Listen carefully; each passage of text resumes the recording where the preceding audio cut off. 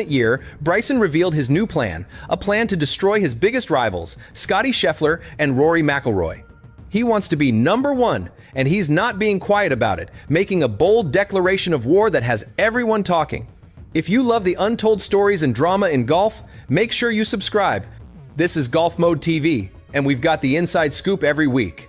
Bryson is starting a new speed training program with an insane goal of averaging 195 miles per hour on his swing, and he's coming for the top spot, letting everyone know that he's not just playing to win, he's playing to dominate. This all came out in a recent interview where Bryson, feeling confident after winning his second major at the US Open in 2024, made it clear that he's not satisfied and wants more. He wants to be the undisputed best in the world, and he sees a clear path to get there, stating, "It's going to be further next year. I am just starting to speed train.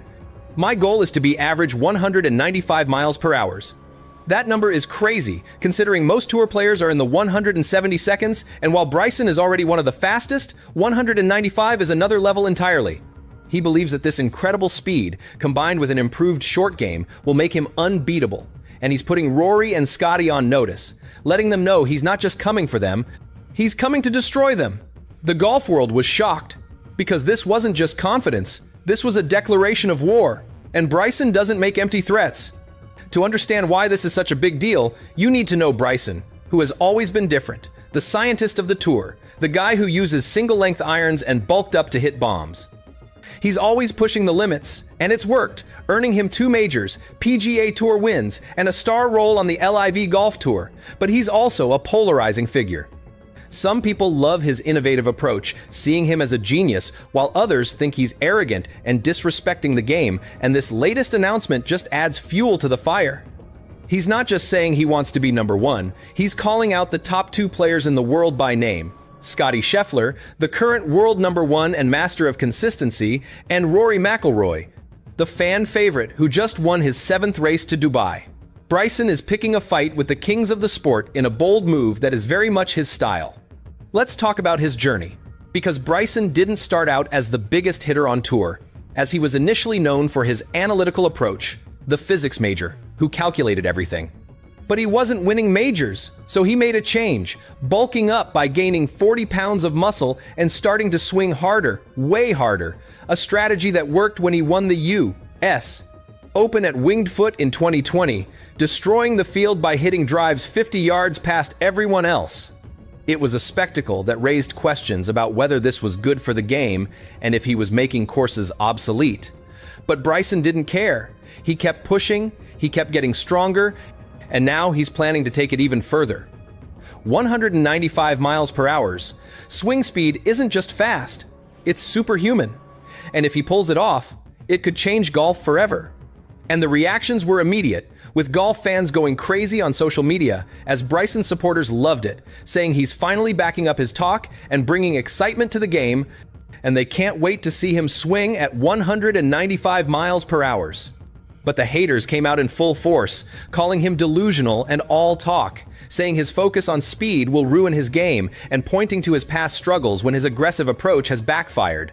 Even pro players weighed in, with some impressed by his ambition, while others were skeptical, knowing how hard it is to be consistent at that speed, a high-risk, high-reward strategy that Bryson is going all in on. Rory and Scottie haven't responded directly, probably just focusing on their own games, but you know they heard him, and the challenge has been made. This is where the story gets really interesting, because this isn't just about swing speed, this is about the future of golf. As Bryson represents a new way of thinking, a data-driven, athletic approach where he's trying to turn golf into a science, a power sport. Rory and Scottie represent a more traditional approach of feel, finesse, and course management, creating a clash of philosophies where Bryson is forcing the issue, saying his way is better and that his way will win.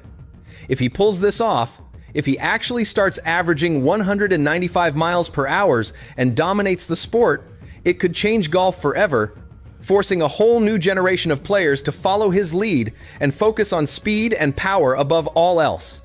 But if he fails, if his body breaks down or his short game suffers, he'll be a cautionary tale, the guy who flew too close to the sun, making the stakes incredibly high for him and for the sport.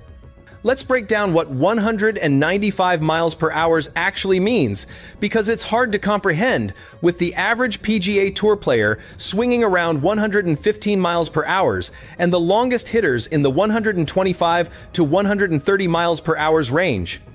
Bryson is already around 130 to 135 miles per hour, so 195 miles per hour is not even close to normal. It's long drive competition territory where guys swing that fast but aren't playing on tour, hitting fairways, or making putts. Bryson is trying to combine long drive power with tour-level precision, something that has never been done before, and for good reason, as it's incredibly difficult because the faster you swing, the harder it is to control, and the margin for error shrinks. 1 degree off, and you're in the trees. So Bryson is betting that he can train his body and his swing to handle that speed and still hit fairways and make birdies. A massive gamble, but if anyone can do it, it's Bryson. So what happens now? The golf world waits to see the new Bryson in 2026 to see if he will really be swinging at 195 miles per hour, and if he is, what it will look like. Will it be wild and out of control, or will it be a thing of beauty, a perfect combination of power and precision? The LIV Golf season starts in March, and that will be our first look. With all eyes on him, every swing analyzed, and every result scrutinized. The pressure will be immense, but that's what Bryson seems to thrive on, as he's created this narrative and put the target on his own back, and now he has to deliver. The battle for number 1 in 2026 is already on, and it's going to be epic. Bryson versus Scottie, Bryson versus Rory, power versus finesse, science versus art. The storyline we didn't know we needed. And here's the thing about Bryson. He's not afraid to fail, having tried crazy things before that have sometimes worked and sometimes haven't, but he always learns and adapts, which is what makes him dangerous. He's not stuck in his ways. He's willing to experiment and push boundaries. And that's why this plan might actually work, because he's not just saying it, he's doing the work. Hiring trainers, studying biomechanics, and putting in the hours. This isn't just talk, it's a calculated plan, and Bryson is all in, risking his body, his career, and his legacy, all for a chance to be number 1, a level of commitment and obsession that separates the greats from the good. Let's talk about the rivalry with Scottie, because that's going to be huge, as Scottie Scheffler is the best player in the world right now. Dominant, consistent, clutch, and a multiple major winner. Everything you want in a number 1 player. But he's not flashy or controversial, he just goes out and beats you, while Bryson is the opposite, flashy, controversial, and loud, and he wants to take Scottie down. It's a classic clash, the quiet assassin versus the loud challenger, and it's going to be must-watch TV, with every time they play together being electric, dividing the fans into Team Scottie and Team Bryson, and the golf world will be watching. And then there's Rory, and the relationship between Bryson and Rory is complicated, as they've had their moments and competed against each other for years, with respect but also tension. Rory represents the old guard, the traditional path, while Bryson represents the new wave, the disruptor, and now Bryson is coming for him, saying he's going to be better and that he's going to beat him, which is personal. And Rory knows it. He's not going to back down, he's going to fight, and that's what makes this so exciting. Body won't allow. That story felt settled, comfortable, predictable. And that's exactly why what's happening now feels so unsettling. Because recent reports haven't been asking if Tiger will disappear, they've been asking what comes next. That's a subtle but important shift. Analysts and insiders aren't framing him as a ceremonial figure anymore. They're talking about timelines, about preparation windows, about whether selective competition could still be realistic. The language has changed from reflective to speculative. And when the tone around Tiger shifts like that, it usually means the internal reality has already changed. The expectations not long ago were low by design. Fans were told to be grateful for whatever they got, a major appearance here, a special event there, maybe a farewell moment everyone could agree on. Tiger is a symbol, not a threat. That narrative protected everyone, from the tour to Tiger himself. But it also quietly closed the door on ambition.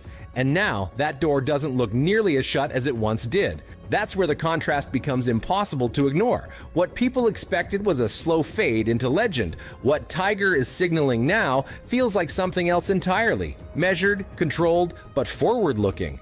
Not chasing the past, but refusing to be defined by it. And when you line that up with a PGA Tour searching for direction, one question starts to loom larger than all the rest.